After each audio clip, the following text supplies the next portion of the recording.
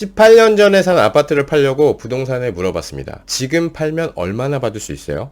대답이 완전 황당했습니다. 2005년 입주 때보다 300만엔, 하나로 2,700만원이 떨어졌기 때문이에요. 가격이 떨어졌다는 말에 한국의 아파트를 생각하고 산 가격보다 떨어졌으니 손해를 받겠다고 위로의 말을 건네자 낙가손해상은 고개를 갸우뚱했어요. 무슨 말씀이세요? 18년이나 살았는데 300만엔 밖에 안 떨어졌잖아요. 한 달에 야증, 월세를 25,000엔을 내고 산 셈인데 돈을 번 거나 마찬가지잖아요. 완전 조금 떨어진 거죠. 가족들이 다들 그렇게 좋은 조건에 팔 수 있냐며 부러워합니다. 어때요? 컬처 쇼크죠. 도쿄 시나가와구에 도무스 다카나와라는 160억짜리 초고가 아파트가 있습니다. 이 아파트는 1988년 12월 준공 당시 가격이 17억 9,500만엔이었습니다. 하나로 160억. 일반 서민들은 살 수 없는 가격이죠. 1988년 88 올림픽 당시 압구정 현대아파트 48평이 1억 4천만 원이었어요. 도쿄 초고가 아파트가 서울 초고가 아파트보다 100배나 넘게 비쌌던 겁니다. 근데 지금 160억이나 하던 이 아파트의 가격은 얼마일까요? 35년 전이니까 최소 2배는 되겠죠. 근데 지금 17억엔짜리 이 아파트는 3억 500만원입니다. 반에 반토막이 난 거예요. 압구정 현대아파트는 50억이 넘었는데 1988년에 100배 비싼 아파트가 160억에서 27억으로 80%가 넘게 빠졌어요. 일본 부동산은 우상향하는 우리나라 부동산하고는 전혀 다른 우하향이었습니다. 근데 여기서 우리가 주의 깊게 봐야 하는 것은 일본이 처음부터 부동산이 이랬던 게 아니라 우리나라처럼 부동산은 절대 망하지 않는다는 신화가 뿌리 깊게 자리 잡고 있었습니다. 우리나라처럼 1년에 억 단위로 올랐던 부동산 시장이 이렇게 개박살이 난 거예요. 제 영상 중에 부동산 경매로 빌라 낙찰받고 망했어요. 이 영상이 조회수가 65만이나 나오는 이유는 뭡니까? 성공 사례도 물론 중요하지만 우리가 부자가 되려면 다른 사람의 실패 사례 또한 간접 경험해야 하는 겁니다. 그럼 한 개인이 아니라 나라 전체의 부동산 시장을 위해서는 가까운 이웃나라, 이 일본 부동산 시장을 무조건 분석해 봐야 하는 거예요. 우리나라와 가장 비슷한 나라이기 때문에 경제, 부동산, 비즈니스 모든 영역을 레퍼런스로 보기 좋은 거죠. 현재 한국이 불황의 초입에 들어서면서 직면한 상황이 일본이 겪은 버블 붕괴의 시작일 수도 있다는 겁니다. 최악의 디플레이션을 겪은 일본인들은 어떻게 위기 상황을 대처했고 앞으로 한국인들은 어떻게 변해야 하는지를 알려주는 책을 소개해 드릴게요. 오늘은 브로큰 레버리지 이 책을 리뷰해 볼게요. 오늘 영상 끝까지 보시는 분에게는 브로큰 레버리지 이 책을 보내드리도록 하겠습니다. 그리고 댓글로 도서 이벤트만 신청하시고 당첨이 되셨는데도 책 받을 주소를 메일로 주는 분들 비중이 약 40에서 50% 정도밖에 안 돼요. 당첨 확인을 하시려면 구독 버튼 꼭 눌러주시길 바랍니다. 그리고 메일 안 주시는 분들 대신 줍줍 이벤트로 책을 드리고 있으니까 알림 설정까지 해두시길 바래요. 네, 이 책의 저자는 동아일보 도쿄 특파원으로 도쿄에 부임해서 일본의 현장을 생생하게 책으로 쓴 건데요. 여행으로 잠깐 다녀오는 걸로는 일본에 대해서 디테일하게 파악할 수가 없습니다. 저도 일본에서 6년을 살다가 왔는데요.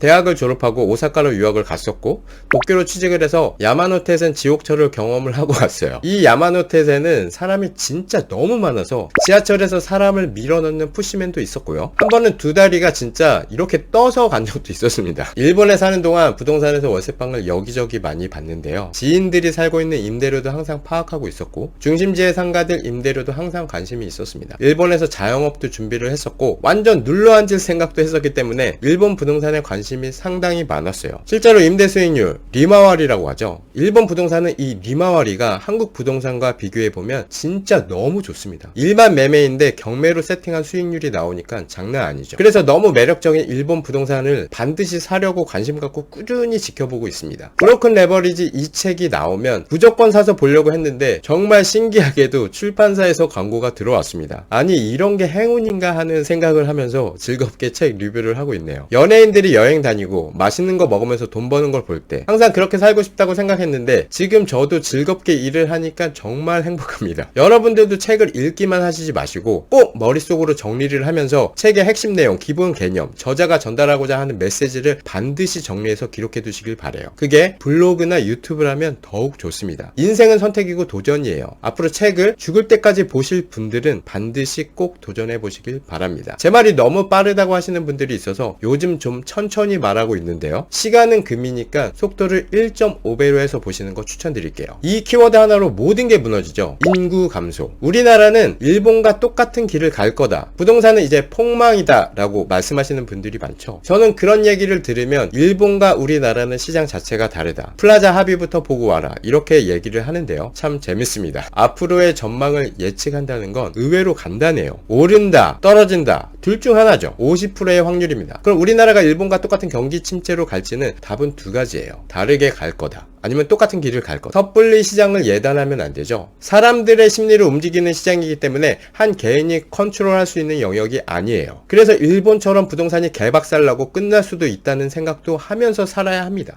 지금도 전쟁이 얼마든지 일어날 수 있는 시대에 살고 있으니까 말이죠. 도서 이벤트에 당첨되신 분들의 대부분은 그냥 책 받을 주소만 보내주시는데 가끔씩 감사의 표현을 주시는 분들이 있습니다. 안양에 사시는 재원님인데요. 한번 읽어드리겠습니다. 새벽일 마치고 이동하던 중 설마 당첨되었겠어 하고 강의 듣다가 혹시 몰라 확인해봤는데 당첨된 거 보고 잠시 차를 멈추고 울컥했습니다. 그동안 누구에게도 이런 따뜻함 얻지를 못했었는데 진심으로 너무 감사드립니다. 매일같이 선생님 영상 계속 반복하며 듣고 있어요. 주경야노, 노동으로 해서 반드시 성공하도록 하겠습니다. 저도 밤에 일하는 사람으로서 정말 그 기분이 뭔지 공감이 돼서 울컥했는데요. 밤에 일하는 사람들은 이 밤낮이 바뀐 패턴 때문에 정말 골병이 납니다. 잠도 제대로 자지 못하고 사는 게 정말 힘들어요. 혹시라도 재원님이 이 영상을 보고 계시다면 이 말씀을 꼭 드리고 싶습니다. 고생하신 만큼 반드시 좋은 날이 오실 거예요. 근데 정말 현실적으로 말씀드리면 그냥 고생만 하신다고 좋은 날이 오는 게 아니더군요. 방향을 잘 잡고서 고생을 하셔야 해요. 그리고 목표를 반드시 세우고 세분화해서 작은 움직임부터 시작하셔야 합니다.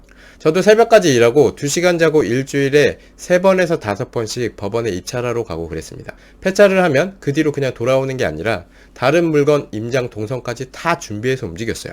새벽에 일하는 사람이 일은 고되지만 어떻게 보면 잠만 줄인다면 남들보다 오전 시간을 컨트롤할 수 있기 때문에 법원에 언제든지 입찰이 가능하다는 장점이 있어요. 또 다른 분의 댓글을 하나 더 읽어드리면 주식 입문한 지 5년 동안 이제껏 차곡차곡 모아둔 1억 5천만 원을 몽땅 다 잃고 마이너스 통장까지 마이너스 4천 찍고 있는 30대 후반 직장인입니다. 15년 동안 직장 생활을 하면서 한 곳에서만 지각 한 번 안 하고 정말 열심히 다니며 살았는데 결국은 기술 말곤 남는 거 하나 없네요.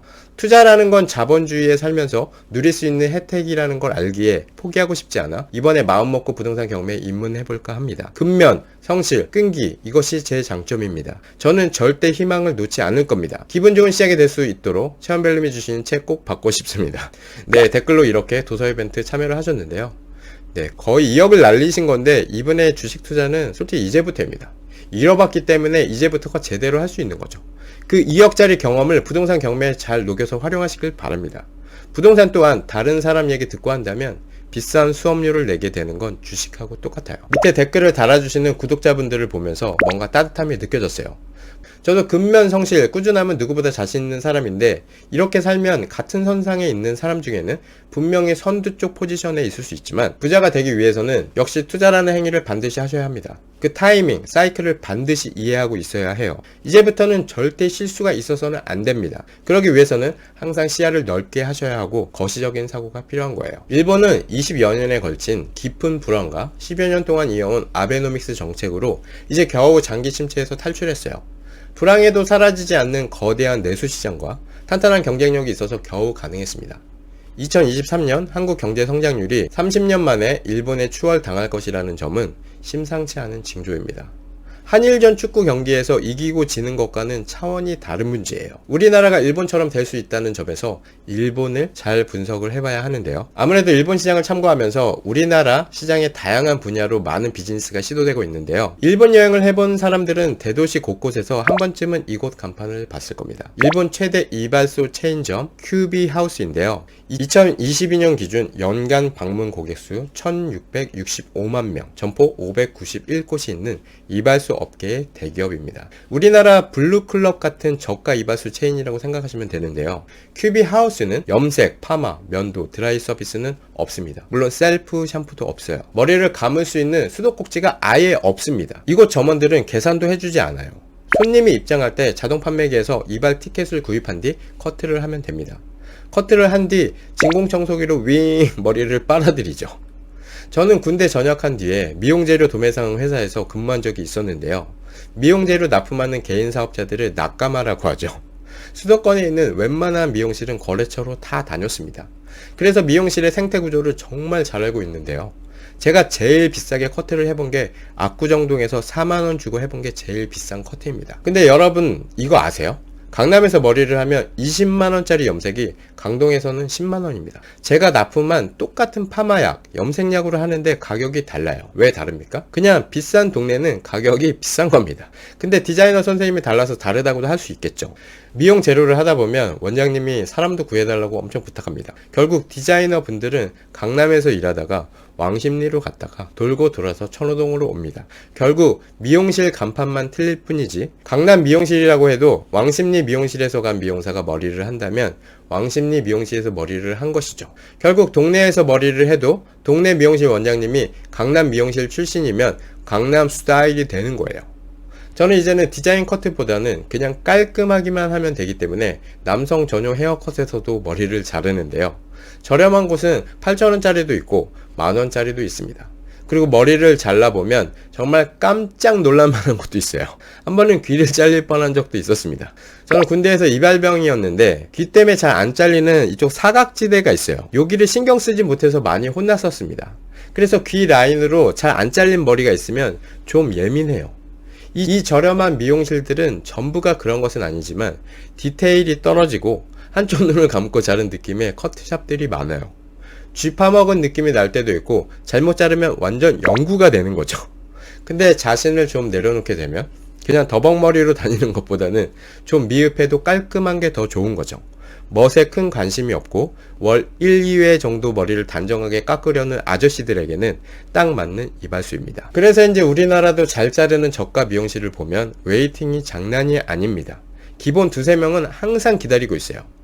이렇게 일본의 큐비 하우스처럼 극단적으로 모든 서비스를 덜어내면 사람들이 선호하는 합리적인 가격이 나오는 겁니다. 수도시설이 필요 없고 커트만 하면 되기 때문에 지하철역 상가, 쇼핑몰 구석, 좁은 상가에서도 창업이 가능해요.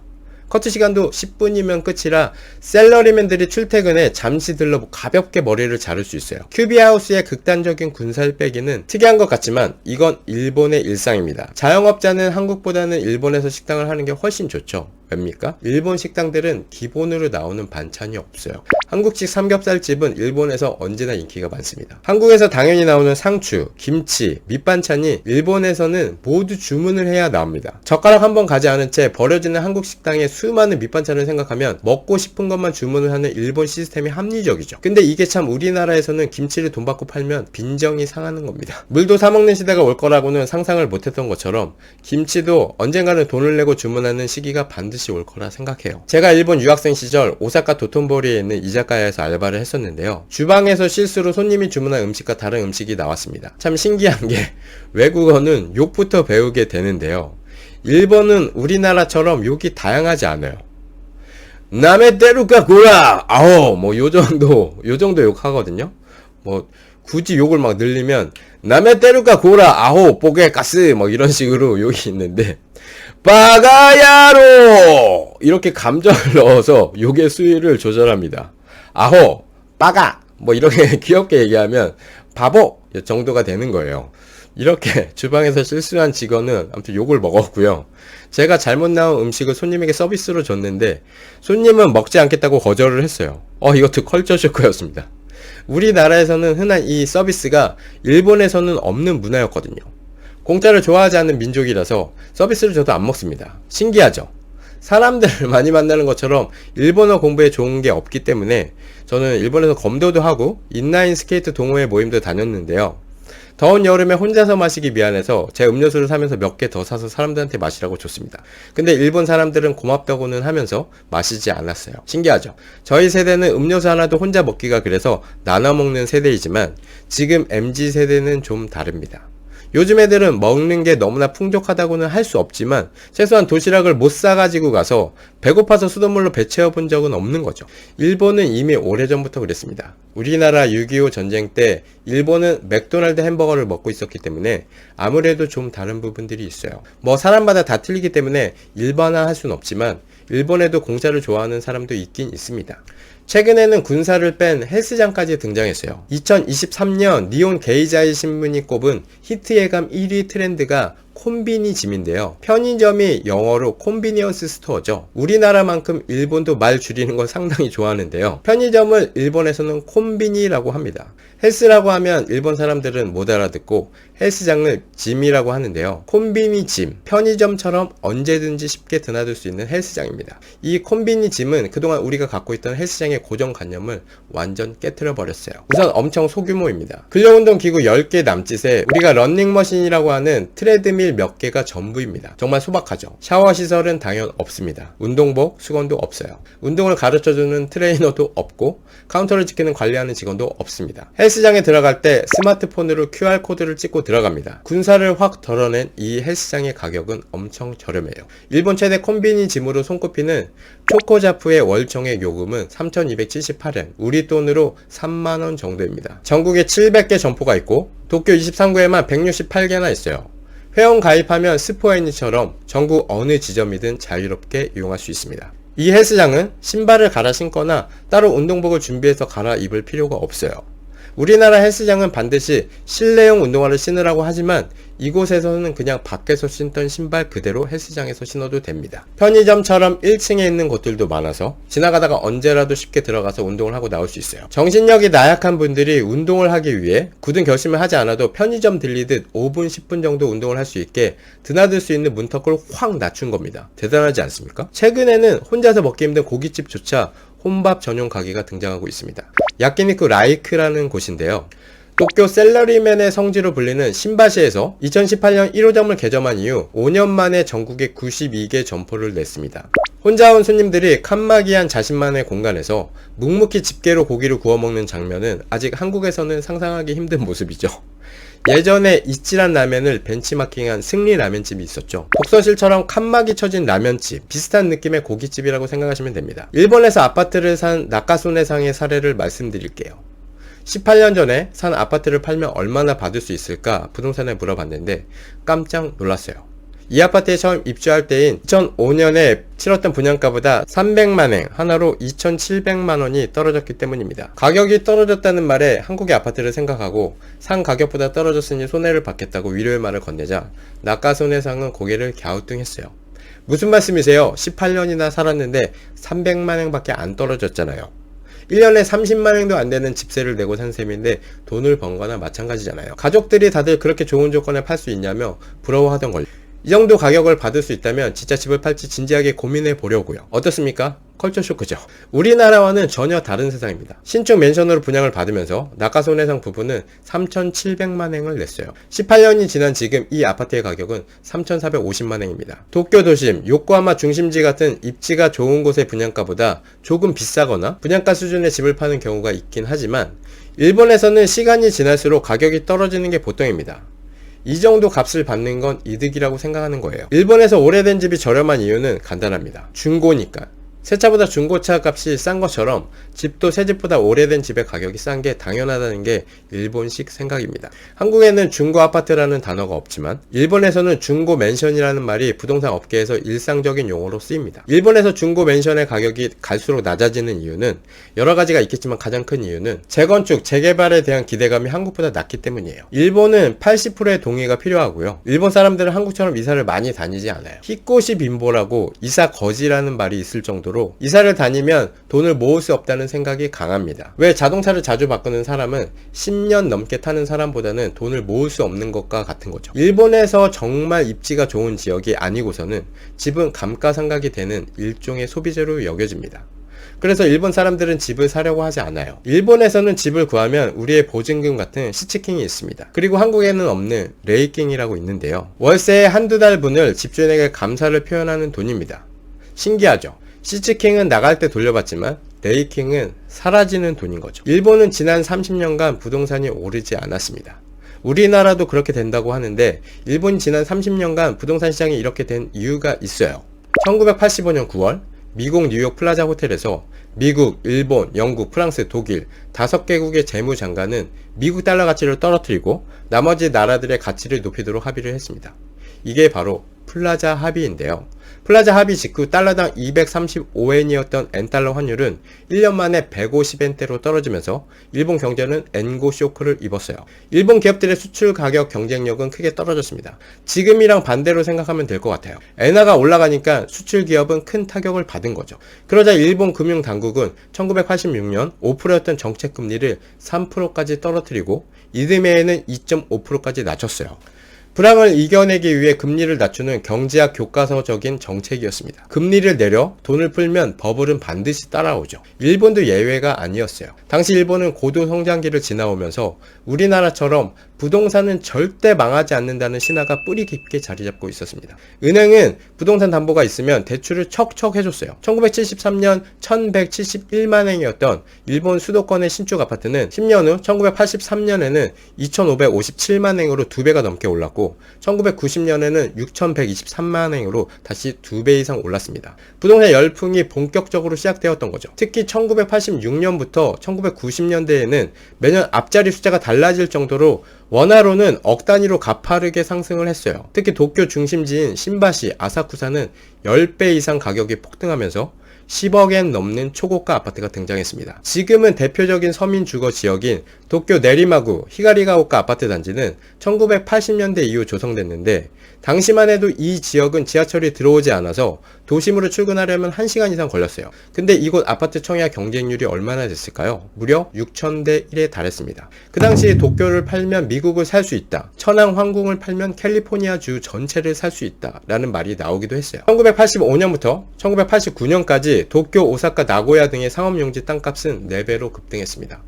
도쿄 시나가와구의 도모스 다카나와라는 이 아파트는 1988년 12월 준공 당시 가격이 17억 9,500만엔이었습니다. 완전 초고가 아파트입니다. 1988년 88 올림픽 당시 압구정 현대가 1억 4천만 원이었어요. 도쿄 초고가 아파트가 서울 초고가 아파트보다 100배 넘게 비쌌던 겁니다. 도모스 다카나와 이 아파트는 지금도 있어요. 준공 30년을 훌쩍 넘은 이 아파트의 2023년 가격은 146제곱미터가 3억 500만원입니다. 지금 압구정 현대는 얼마입니까? 48평은 50억이 넘죠. 1988년은 100배 비싼 이 아파트가 현재는 80%가 폭락했어요. 도쿄 시나가와구의 인기가 많은 타워 맨션은 80제곱미터가 넘는 물건이 8천만엔에서 1억 4천만엔에 거래가 됩니다.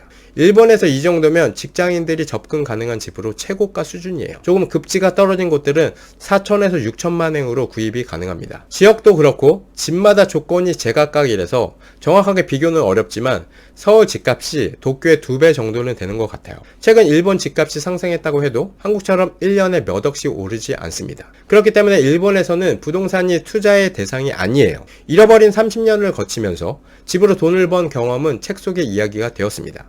일본이 잃어버린 30년간 성장하지 못했다는 건 지난 30년 동안 삼성전자, SK하이닉스, 현대자동차, 네이버 같은 기업을 만들어내지 못했다는 의미예요. 그리고 좋은 집에 대한 욕구의 차원이 다릅니다. 일본에서는 도쿄의 노른자위 도심에서 당장 허물어도 이상하지 않을 4, 50년 된 아파트에서도 사람이 살고 있어요. 한국처럼 동네 전체를 싹 밀어버리고 뉴타운을 만드는 일이 드뭅니다. 어떻게든 새 집을 짓거나 조합을 결성해서 아파트를 지으려는 욕망이 강한 우리나라와는 동일한 시선으로 비교하기가 어려워요.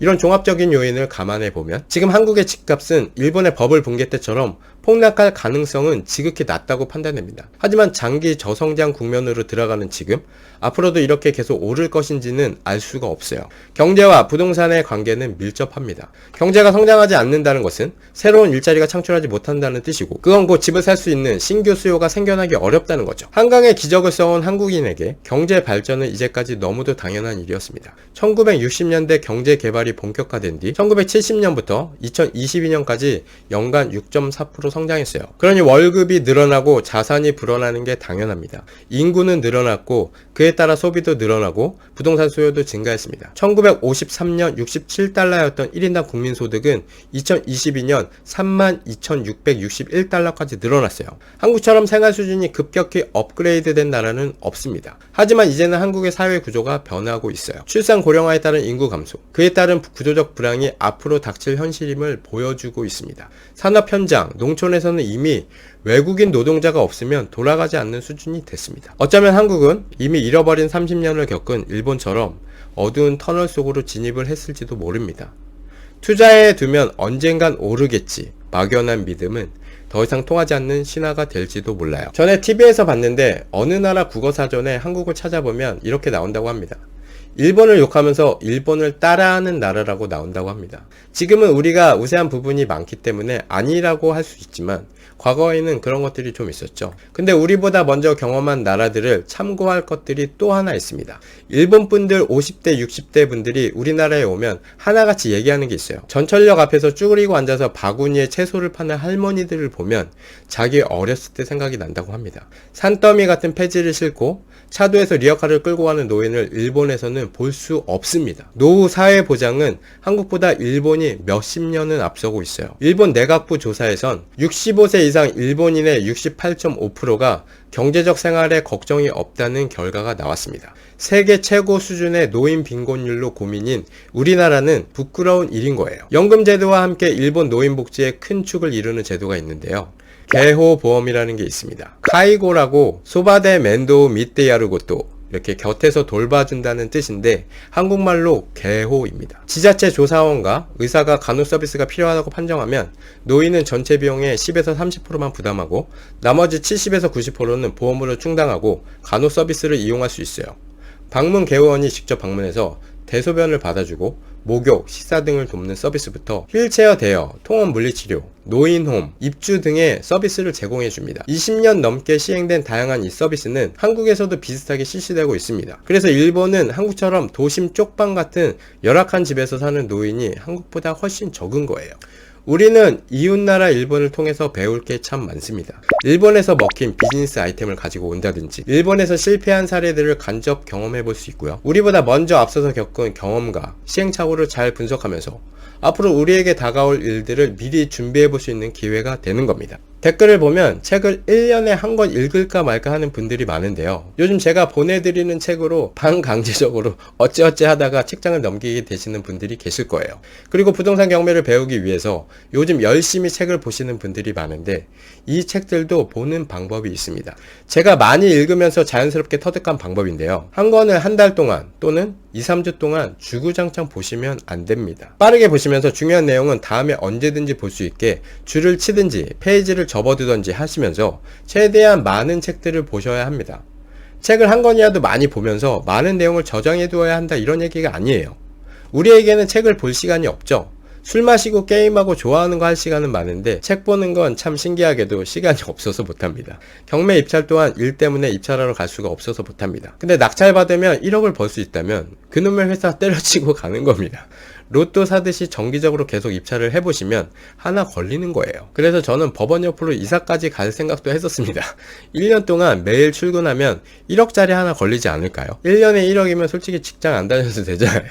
아무튼 책 볼 시간이 없고 우리에게 허락된 시간이 적기 때문에 한 권을 읽는데 리소스를 많이 집어넣게 되면 오랫동안 지속할 수 없습니다. 그리고 많은 책을 봐야 하는 이유는 좋은 책 딱 한 권을 찾으려고 보는 거예요. 계속 책을 읽다 보면 정말 자신한테 맞는 인생책을 만나게 됩니다. 그런 책을 찾으려고 많은 책을 보는 거예요. 그리고 참 신기하게 나한테는 하품이 나오는 책이 다른 사람에게는 인생책이 되기도 합니다. 투자 근육 못지않게 독서 근육도 키워야 해요. 무슨 부동산 박사가 되려고 부동산 경매 공부합니까? 아니죠. 우리의 목표는 수익입니다.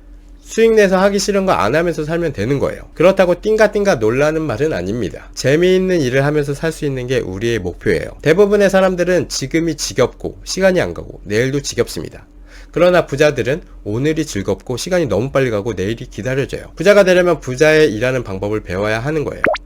이 책을 읽고 제 생각을 정리해보면 일본에서 살면서 일본 사람들, 일본 부동산 시장, 사람들의 투자 관점을 피부로 느끼면서 경험했었습니다. 한국 부동산 투자 경험을 토대로 종합해본다면 이렇게 말할 수 있습니다. 일본은 어두운 터널에서 오랫동안 있었지만 분명 사이클이 존재하고 부동산이 하락하게 된 이유는 플라자 합의로 인한 금리가 밀접한 영향이 있었던 거죠. 사람들의 심리는 부동산은 투자 대상에서 제외되고 금리를 내리는 정책을 펼쳐도 사람들은 오랜 기간 동안 경험을 토대로 부동산을 바라보는 관점이 그냥 굳어져 버렸던 거예요. 이 시기에 태어난 30대, 40대는 이미 부동산의 상승장을 한 번도 경험해보지 못했으니까요. 그래서 일본에는 빈집이 참 많습니다. 100엔짜리, 1000원짜리 집도 많아요. 왜 그렇습니까? 가지고 있으면 감가상각이 되고 세금도 내야 하는데 애물단지인 거죠. 그래서 일본 사람들하고 얘기를 해보면 부동산으로 돈을 번다 이런 개념이 아예 없습니다. 하지만 일본 부동산이 전혀 안 오르는 건 아닙니다. 도쿄, 나고야, 오사카 3대 도시의 중심부 부동산 가격은 아주 비싸요. 특히 타워 만션은 장난이 아닙니다. 우리나라의 아파트는 일본에서 맨션이라고 하는데요. 근데 최근에는 이 맨션 가격이 올라가고 있어요. 일본에는 주식이 올라가면 부동산 가격이 올라간다는 말이 있습니다. 일본에서 과거에 그랬고 현재도 지금 주식과 부동산이 같이 움직이고 있어요. 어떻게 보면 맞는 말입니다.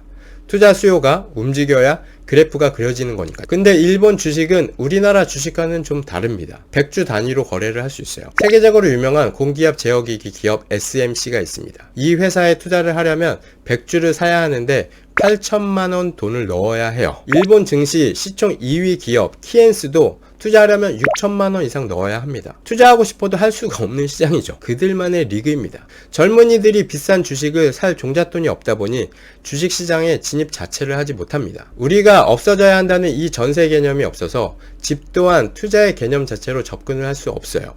그래서 중심부에 상승하는 입지의 좋은 부동산들은 부자들의 전유물이 되는 거예요. 부의 불균형이 아주 심각한 거죠. 제가 일본에 있을 때 은행에 돈을 저금해 두면 제로 금리이기 때문에 이자가 하나도 붙지 않았습니다. 오히려 마이너스 금리로 돈이 빠져나갈 때도 있었어요.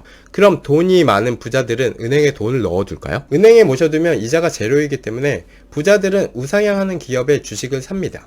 그래프가 나쁘지 않아요. 아무래도 100주 단위 매수가 우리나라 주식시장하고는 좀 다른 거죠. 그리고 은행에 넣어둘 바에는 월세가 나오는 맨션을 사는 거죠. 일본 사람들은 집을 안 산다고 하는데 솔직하게 말해볼까요? 다 월세를 산다고 하는데 그 월세는 누구한테 내는 겁니까? 집주인한테 내는 거잖아요. 국가가 아니라 야칭을 내는 야누시, 집주인은 개인입니다. 역 앞에 있는 고층의 만션을 가보면 80세가 넘는 할머니가 청소를 하고 있습니다. 이분은 직접 청소를 하는 검소한 건물주예요. 월세로 매달 4, 5천만 원이 나오는 그런 분이십니다. 아무리 오르지 않고 오히려 떨어진다고 해도 월천 이상 임대료가 나온다면 이 만션들은 거래가 됩니다. 그리고 수익률로 거래가 되기 때문에 앞으로 30년 동안 멈춰있던 임대료가 올라가면 자연스럽게 이 만션 가격도 올라가게 될 거예요. 4세대가 있는 이런 물건들 수익률이 11%가 나옵니다. 좀 더 사이즈가 큰 6층짜리 물건은 어떨까요? 3층부터 6층까지의 평면도고요. 만실로 임대료가 100만엔 정도 들어옵니다. 가격은 1억 9천만엔이고